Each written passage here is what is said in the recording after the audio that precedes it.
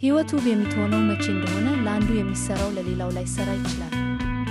ምክንያቱም የውበት መለኪያው እንደየሰው የውስጥ ፍላጎት፣ አስተሳሰብና የሕይወት እይታ ሊለያይ ይችላል። ነገር ግን በአጠቃላይ ሕይወት እውነተኛ ውበት የምታገኝባቸው ጥቂት ወርቃማ ነጥቦችን መጥቀስ ይቻላል።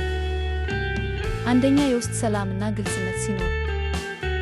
ሕይወት ውብ የምትሆነው ካላስፈላጊ ጭንቀት፣ ውጥረትና የሐሳብ መበታተን ወጥተን የውስጥ ሰላም ሲኖረን ነው። በነገሮች ላይ ግልጽ የሆነ እይታ ሲኖረን፣ በራሳችን ማንነት ላይ ስንተማመን ሕይወት ቀሊልና ማራኪ ትሆናለች።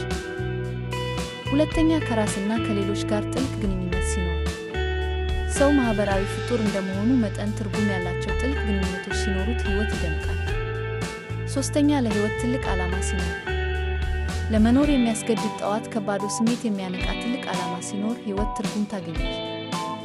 አራተኛ፣ በዕለት ተዕለት ቀላል ነገሮች ውስጥ ውበትን ማየት ሲቻል ነው።